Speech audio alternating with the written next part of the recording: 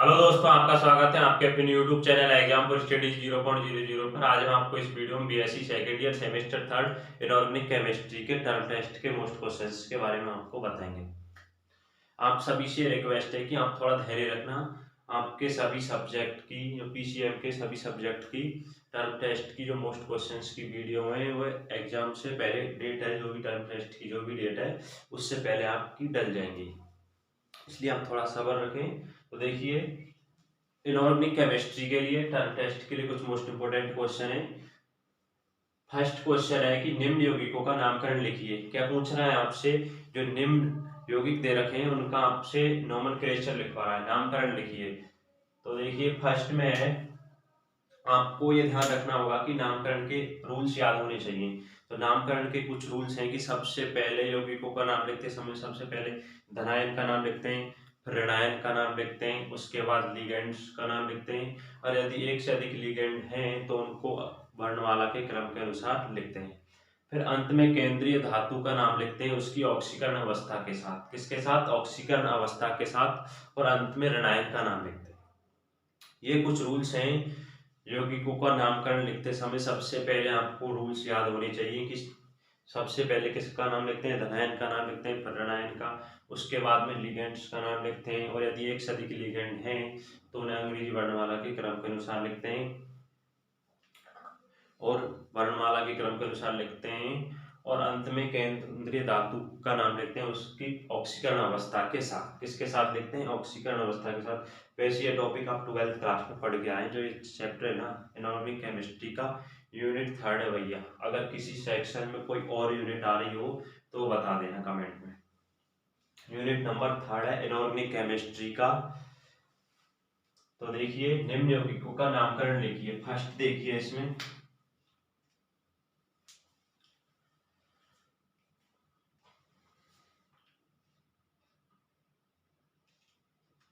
First का आप नामकरण लिखिए।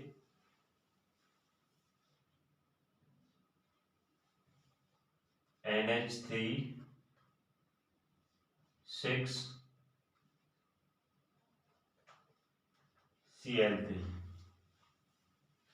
सबसे पहले देखिए, ये हो जाएगा धनायन, ये हो जाएगा माइनस ऋणायन, यानी कि सबसे पहले धनायन का नाम लिखते हैं। धनायन में सबसे पहले हम किसका नाम लिखेंगे? लिगेंड का। तो इसमें लिगेंड क्या है? NH3। तो हेक्सा 6 ना, तो क्या आ जाएगा? हेक्सा एमीन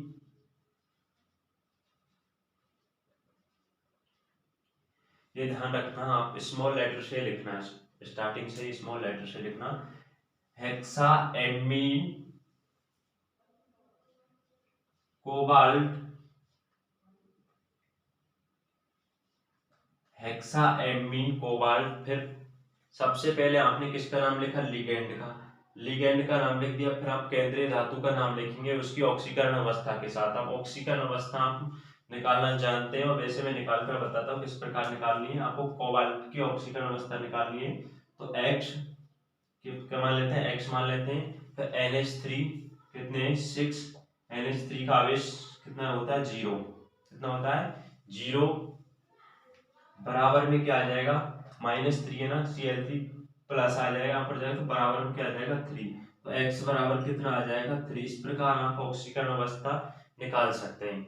और अब ध्यान रखना, यहाँ से कोबाल्ट की कितनी आएगी? हमेशा 3 आएगी। रोमन संख्या में लिखना है हेक्सा एमीन कोबाल्ट। फिर आपको किसका नाम लिखना है? ऋणायन का नाम लिखना है। ऋणायन क्या है? क्लोराइड।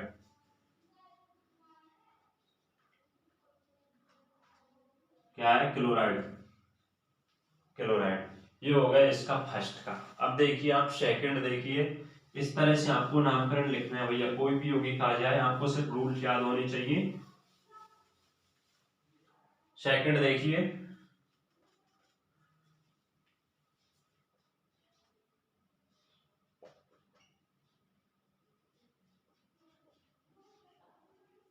ये ध्यान रखना, यदि किसी संकुल यौगिक में ऋणायन आ जाता है, यदि किसी संकुल यौगिक पर ऋणावेश आ जाता है तो आपको जो केंद्रीय धातु है उसके अंत में 8 लगाना है। क्या लगाना है? 8 लगाना है। क्या लगाना है? 8 लगाना, ये इसमें ध्यान रखना। यदि किसी संकुल यौगिक पर ऋणायन आ जाता है तो केंद्रीय धातु के अंत में आपको क्या लगाना है, 8 लगाना है। अब इसमें देखिए, ये सबसे पहले हम नाम लिखते समय धनायन का नाम लिखते हैं, बाद में ऋणायन का, तो ये धनायन हो जाएगा और ये ऋणायन। तो इसका नाम किस प्रकार लिखेंगे, पोटेशियम, पोटेशियम। फिर आपको थोड़ा स्पेस देना है, फिर आप किसका नाम लिखेंगे, लिगेंड का, हेक्सा साइनो फेरेट। क्या आ जाएगा, फेरेट, हेक्सासाइनोफेरेट। 8 क्यों आएगा, संकुल आयन के ऊपर क्या आ रहा है, ऋणावेश आ रहा है। अब आपको क्या लिखनी है, इसकी ऑक्सीकरण अवस्था। तो आप निकाल लीजिए x, x मान लेंगे -6 हो जाएगी एक Cn पर, मतलब -1, तो 6 का हो जाएगा -6, बराबर में के -4, ऊपर आएगा प्लस आ जाएगा तो बराबर आ जाएगा, सॉरी -4 आएगा क्योंकि संकुल पर कौन सा आवेश है, माइनस आवेश है, पॉजिटिव है। एक के प्लस एक पोटेशियम की कितनी होगी, +1। अब यदि इसको अलग अलग करके लिख दिया जाए तो कितनी हो जाएगी, 4। इस पर आ जाएगा -4, यानी कि बराबर में -4, x बराबर -4 प्लस में 6 बराबर कितनी आ जाएगी, 2। तो ये इस प्रकार हम इसका नाम लिख सकते हैं, पोटेशियम हेक्सासाइनोफेरेट। क्या हो जाएगा, पोटेशियम हेक्सासाइनोफेरेट। थर्ड देखिए,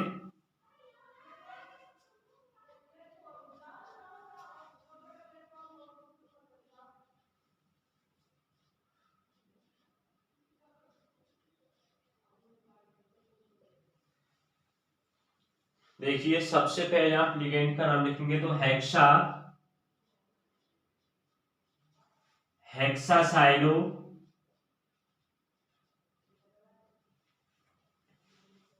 साइनो हेक्सासाइनो। फिर आपको केंद्रीय धातु का नाम लिखना है उसकी ऑक्सीकरण अवस्था के साथ।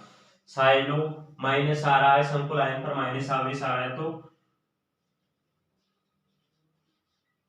8 लग जाएगा भैया। क्या लग जाएगा, 8 लग जाएगा, कोबाल्ट 8। और इसकी ऑक्सीकरण अवस्था हम निकाल चुके हैं, 3 आएगी। कितनी आएगी, 3। और आप निकाल कर देखना, हेक्सासाइनो कोबाल्टेट। और इसके अंत में आप आयन भी लिख सकते हैं अगर चाहें तो। इस प्रकार आप इसका नाम लिख सकते हैं। नंबर 4 देखिए, NH4 3 क्रोमियम HCN6। देखिए ये पॉजिटिव है, ऋणायन, और एक धनायन, धनायन ऋणायन। तो सबसे पहले आपको धनायन का नाम लिखना है, तो ये क्या होता है, अमोनियम।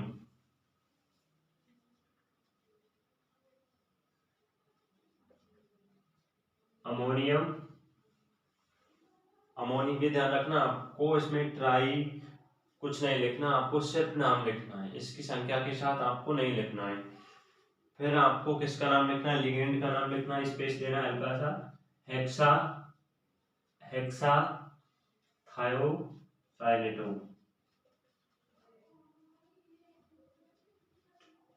Thiocyanato chromate. क्या आ जाएगा, chromate.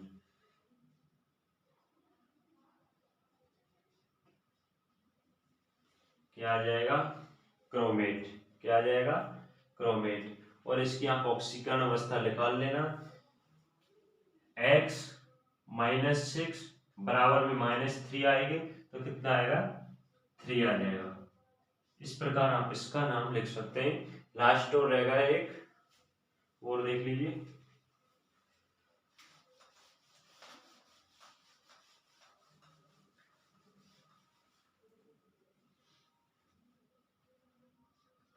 NH4 3,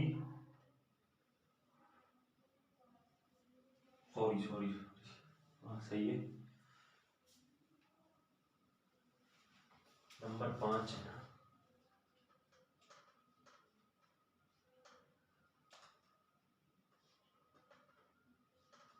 NH3 H2O Cl3।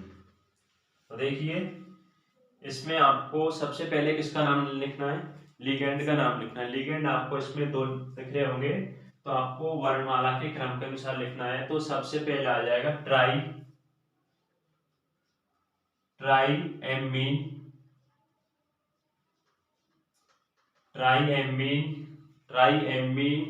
Try aqua, वैसे इसमें ट्राई एमीन, ट्राई एक्वा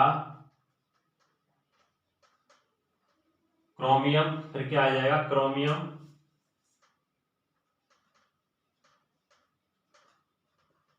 और जो इसकी ऑक्सीकरण अवस्था आएगी वो 3 आएगी, आप निकाल कर देख लेना। एक्स इसका क्या हो जाएगा 0 दोनों का, क्योंकि इन पर आवेश कितना होता है 0, बराबर में क्या आ जाएगा 3। इस प्रकार इसकी ऑक्सीकरण अवस्था 3 आ जाएगी। और क्रोमियम और क्या आ जाएगा क्लोराइड।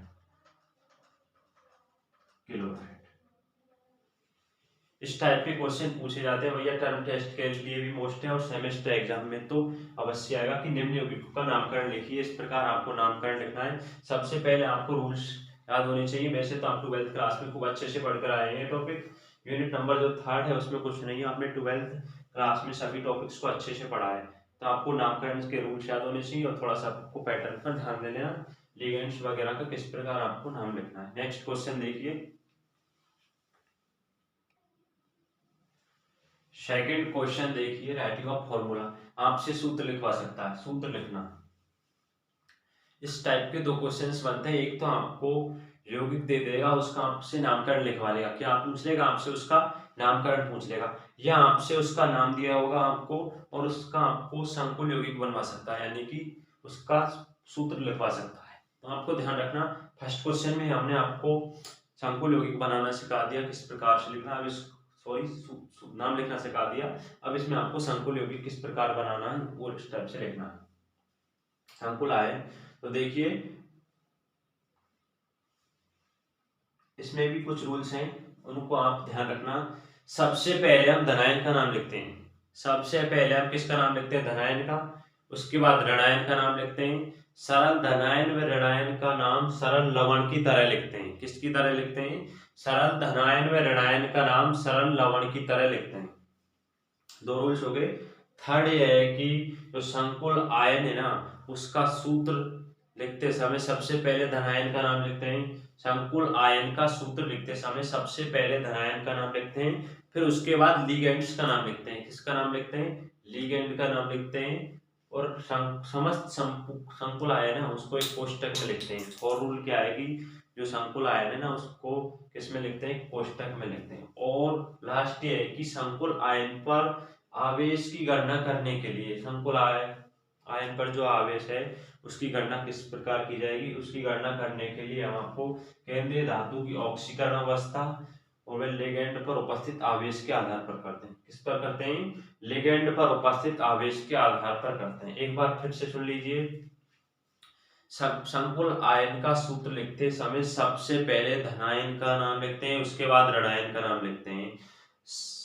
सरल धनायन व ऋणायन का नाम सरल लवण की तरह लिखते हैं। किसकी तरह लिखते हैं, सरल लवण की तरह लिखते हैं। थर्ड यह है कि संकुल आयन का सूत्र लिखते समय सबसे पहले धनायन का नाम लिखते हैं, उसके बाद लिगेंड्स का नाम लिखते हैं। किसका नाम लिखते हैं, लिगेंड का।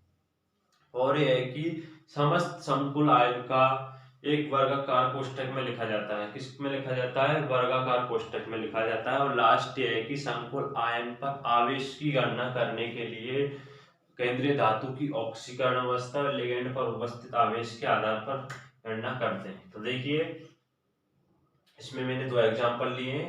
फर्स्ट देखिए, आपको रीडिंग लगाइए, tetra amine aqua bromo chromium.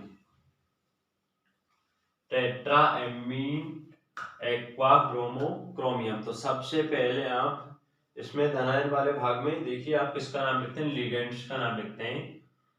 तो फर्स्ट है भैया NH3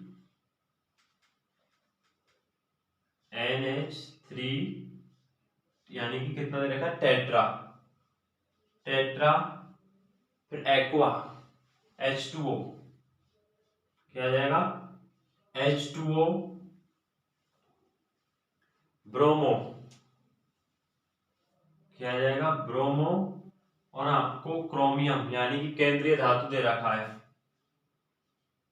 इस प्रकार इसको एक वर्गाकार कोष्ठक में बंद कर, ये तो थोड़ा नॉर्मल सा है, इस पर कोई आवेश का नहीं है। तो देखिए सेकंड, देखिए इसमें थोड़ा ध्यान से देखना।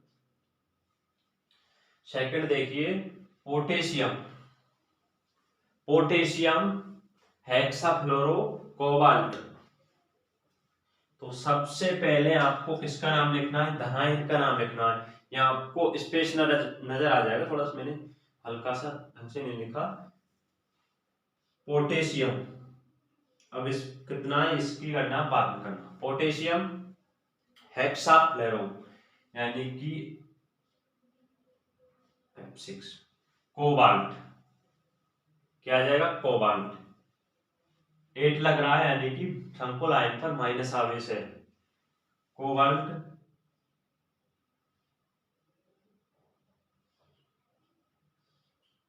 कोबाल्ट। अब आपको संकुल आयन पर, अब क्या रहेगा, से संकुल आयन पर उपस्थित आवेश की गणना करनी है। और आवेश की गणना हम किस प्रकार करेंगे, केंद्रीय धातु की ऑक्सीकरण अवस्था व लिगेंड पर उपस्थित आवेश के आधार पर। तो देखिए x बराबर हो जाएगा, x बराबर इसकी आपको कितनी दे रखी है, ऑक्सीकरण अवस्था 3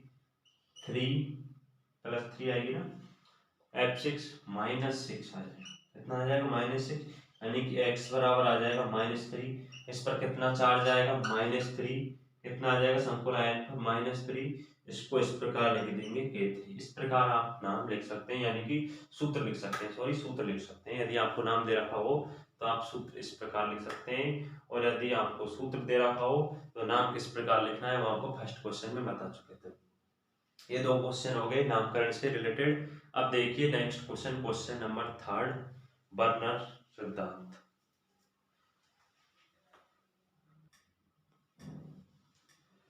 क्वेश्चन नंबर 3 देखिए, वर्नर सिद्धांत को समझाइए और वर्नर सिद्धांत का प्रायोगिक सत्यापन कीजिए।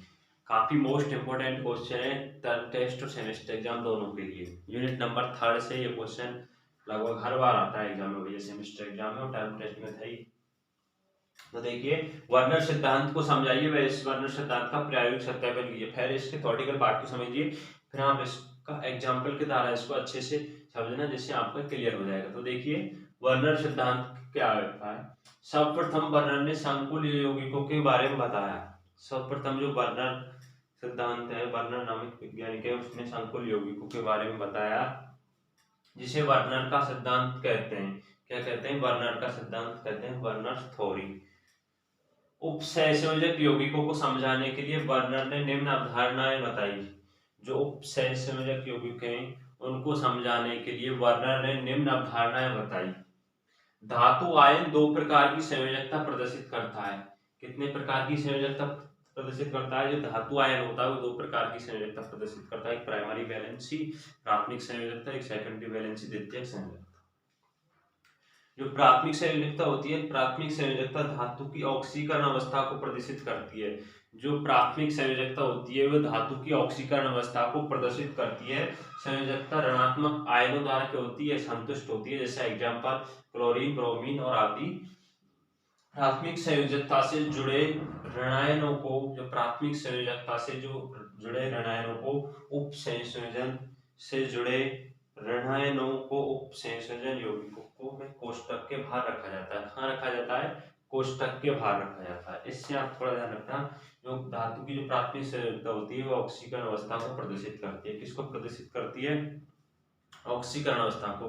प्राथमिक संयोजकता धातु की ऑक्सीकरण अवस्था को प्रदर्शित करती है। और जो इसमें और थ्योरेटिकल पार्ट है वो मैं आपको बोल रहा हूँ, थोड़ा आप लिख लेना। द्वितीयक संयोजकता, जो द्वितीयक संयोजकता होती है वे धातु की समन्वय संख्या को प्रदर्शित करती है। द्वितीयक संयोजकता किसको प्रदर्शित करती है? समन्वय संख्या को प्रदर्शित करती है। ये संयोजकता धात्विक आयन, ऋणात्मक आयन और उदासीन अणुओं के द्वारा संतुष्ट होती है। किसके द्वारा संतुष्ट होती है? धात्विक आयन, ऋणात्मक आयन और उदासीन अणुओं के द्वारा संतुष्ट होती है। इन्हें लिगेंड्स कहते हैं। क्या कहते हैं? जिन्हें लिगेंड्स कहते हैं। ध्यान रखना कि द्वितीयक संयोजकता, धातु की द्वितीयक संयोजकता उसकी क्या होती है? जो धातु की जो द्वितीयक संयोजकता होती है ना भैया, वो उसकी समन्वय संख्या होती है।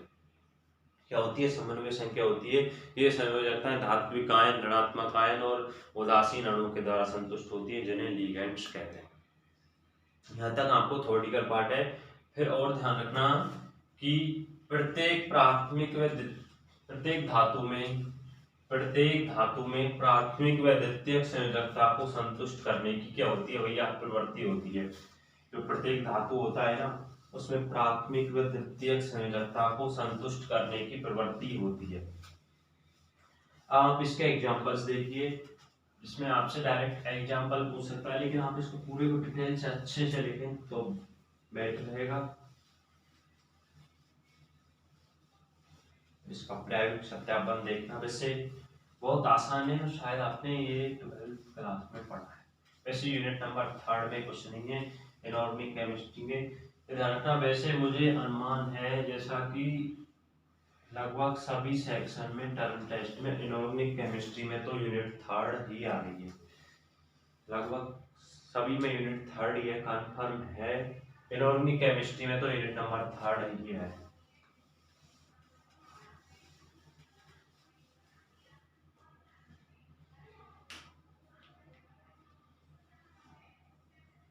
एग्जाम्पल देखिए, कोबाल्ट NH3 6Cl3, CONH3Cl3। वैसे ये टॉपिक भी आपने 12th क्लास में पढ़ा है, आपको लगेगा कि आपने पढ़ा है या नहीं। देखिए,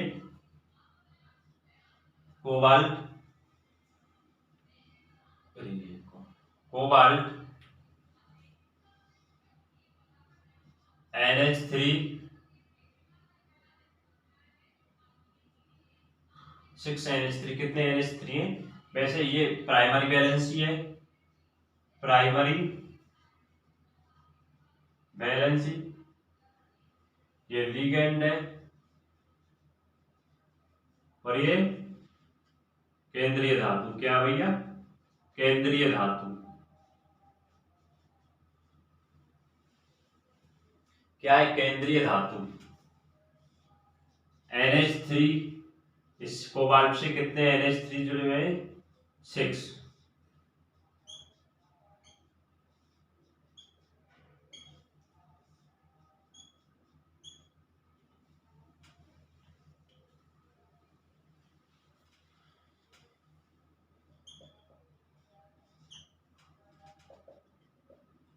और Cl3 जुड़े हैं 3। अब यहां देखना, एग्जाम्पल है CONH3 6Cl3। इसको हम इस प्रकार लिखेंगे तो देखना, जो Cl3 है ना, प्राइमरी वैलेंसी, इसमें प्राइमरी जो वैलेंसी है, प्राइमरी वैलेंसी ऑफ कोबाल्ट की वह कितनी है? 3 है। प्राथमिक संयोजकता कितनी है? 3 है। प्राथमिक संयोजकता को कौन प्रदर्शित कर रहा है? Cl। प्राथमिक संयोजकता को कौन प्रदर्शित कर रहा है? Cl। वो जो सेकेंडरी वैलेंसी है, द्वितीयक संयोजकता,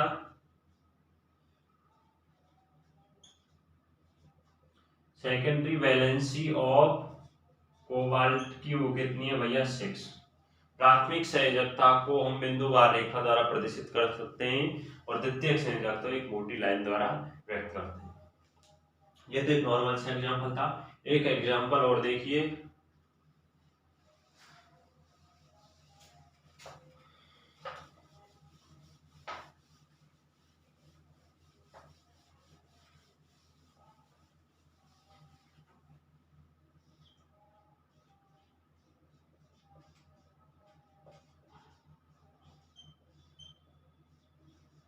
Cl2। इसमें देखिए, कोबाल्ट से कितने NH3 जुड़े हैं? 4। NH3 NH3 और एक NH3 भैया।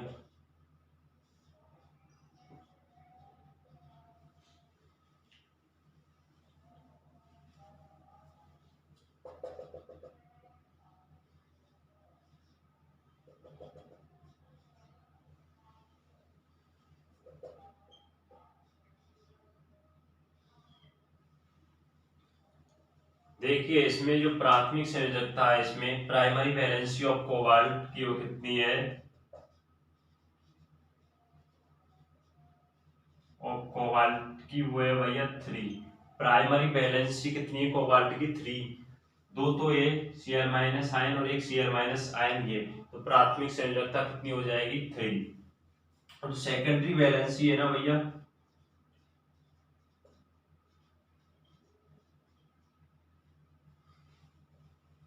और कोबाल्ट कितनी है 6। सेकेंडरी वैलेंसी कितनी है 6। सेकेंडरी वैलेंसी कितनी है 6। सॉरी सॉरी, ये क्वेश्चन थोड़ा हल्का सा कर दिया। ये 2 यहाँ आएगा भैया और ये 1 ही रहेगा। ये प्राइमरी वैलेंसी कितनी है था 3 और सेकेंडरी वैलेंसी कितनी है 6। सेकेंडरी वैलेंसी कितनी है 6। अब यहाँ से देखिए जो द्वितीयक संयोजकता को और NH3 व 2Cl माइनस जो आयन है ना, 2Cl माइनस आयन द्वितीयक संयोजकता को प्रदर्शित करते हैं। द्वितीयक संयोजकता को प्रदर्शित करते हैं। 4NH3 व 2Cl माइनस आयन द्वितीयक संयोजकता को प्रदर्शित करते हैं। प्राइमरी वैलेंसी कितनी है 3 और सेकेंडरी वैलेंसी है 6। 4NH3 व 2Cl माइनस आयन द्वितीयक संयोजकता को प्रदर्शित करते हैं। इसमें एक चीज नोट करने लायक है कि जो 2Cl माइनस आयन है ना, 2Cl माइनस आयन प्राथमिक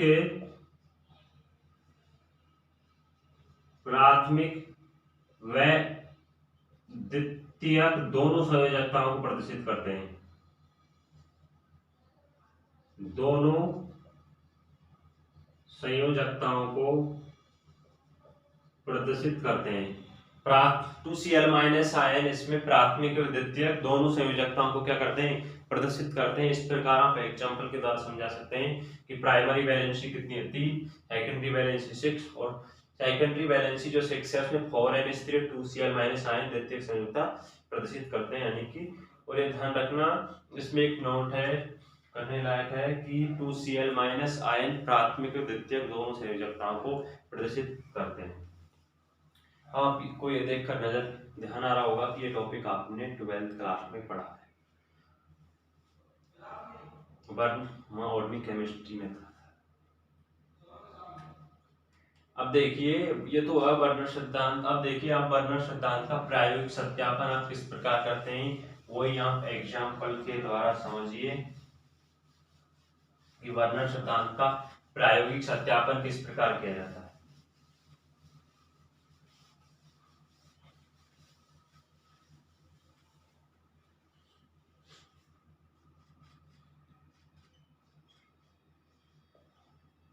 वर्नर सिद्धांत का प्रायोगिक सत्यापन, प्रायोगिक सत्यापन, वर्नर सिद्धांत का प्रायोगिक सत्यापन।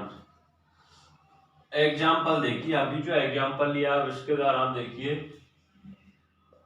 CONH3 6Cl3। इससे देखिए आप इस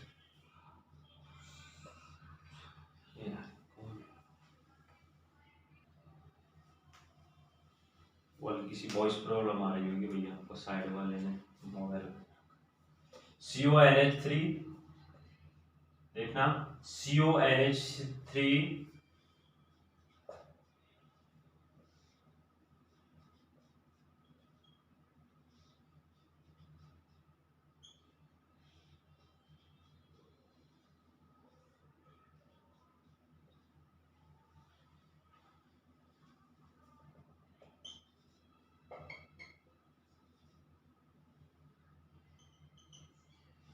अब इसकी प्राथमिक संयोजकता कितनी है 3 और द्वितीयक संयोजकता कितनी है 6।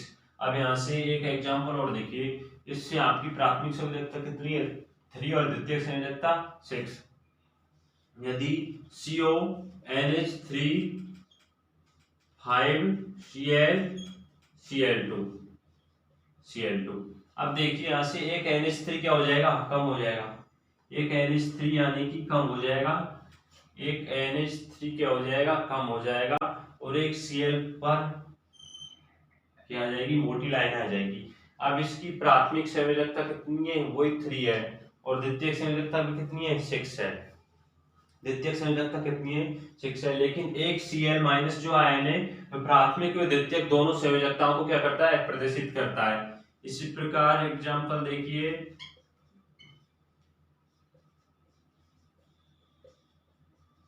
इसमें एक NH3 और कम हो जाएगा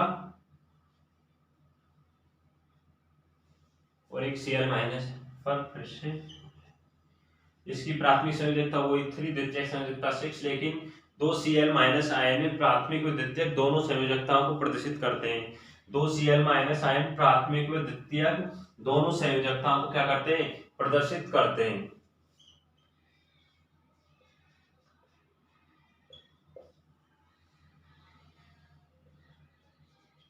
ये वर्नर सिद्धांत ने समझाया, भैया वर्नर ने जो प्रायोगिक सत्यापन किया उसके द्वारा समझाया। CONH3 Cl3। अब यहाँ से देखिए एक NH3 और क्या कर देते हैं हम कम कर देते हैं एक Cl पर, फिर मोटी लाइन आ जाएगी, यानी कि इसकी प्राथमिक संयोजकता नहीं है, इसकी प्राथमिक संयोजकता 3 है, प्राथमिक संयोजकता कितनी है 3 है और द्वितीयक संयोजकता कितनी है 6 और 3 Cl माइनस आयन प्राथमिक और द्वितीयक दोनों संयोजकताओं को क्या करते हैं प्रदर्शित करते हैं, प्राथमिक और द्वितीयक दोनों संयोजकताओं को प्रदर्शित करते हैं। और देखिए आपको इस प्रकार से इसको और क्लियर करना है कि जो वर्नर सिद्धांत था उसने जो प्रायोगिक सत्यापन किया था,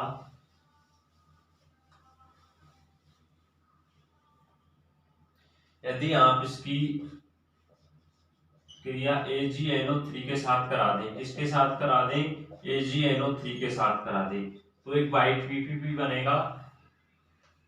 AgNO3 के साथ करा दें, किसके साथ AgNO3 के साथ, तो देखिए यहां से जो AgNO3 है यहाँ से Ag3Cl माइनस आयन को अलग कर देगा, यानी कि 3AgCl और यहाँ से 2AgCl और यहाँ से AgCl और यहाँ कोई भी आयन नहीं अलग करेगा। तो वर्नर सिद्धांत से ये निकलता है कि जो AgNO3 है ना उसमें Ag जो आयन है वो Cl माइनस Ag जो धातु है वो Cl माइनस आयन की प्राथमिक भार वाली जो संयोजकता है उसको ही अलग करता है, यानी कि द्वितीयक संयोजकता को अलग नहीं करता है। किसको अलग नहीं करता है द्वितीयक संयोजकता को अलग नहीं करता है।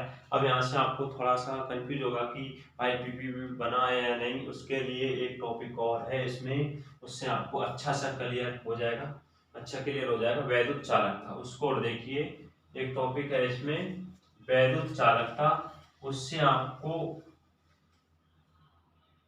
और क्लियर हो जाएगा।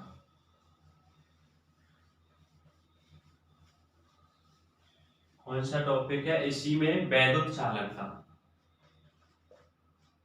वैद्युत चालकता वो exam Cl2 CONH3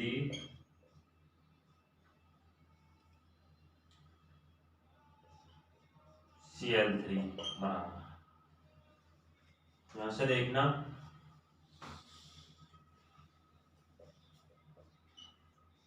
CONH3 plus 3Cl minus ion plus 3Cl minus ion plus 3Cl minus ion, और इसको किस प्रकार लिख सकते हैं CONH3 6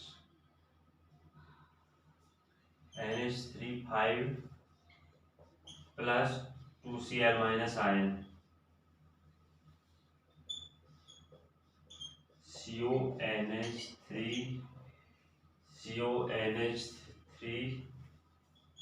Cl2 प्लस में Cl minus ion CONH3 Cl3 और कोई Cl माइनस आयन नहीं है।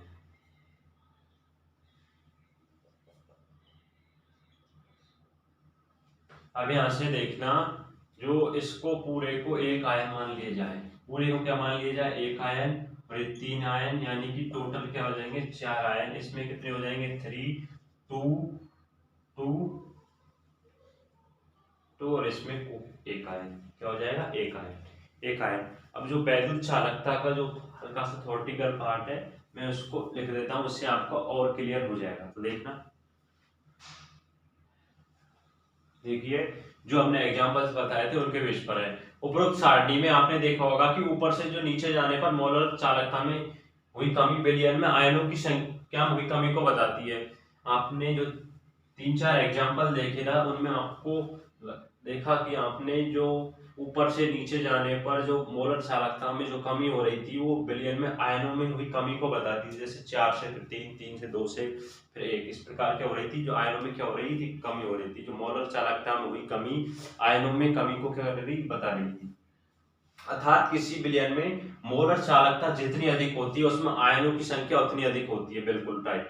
अर्थात किसी विलयन में मोलर चालकता जितनी अधिक होती है, कितनी अधिक होती है, जितनी मोलर चालकता जितनी अधिक होगी, उसमें आयनों की संख्या भी उतनी अधिक होगी।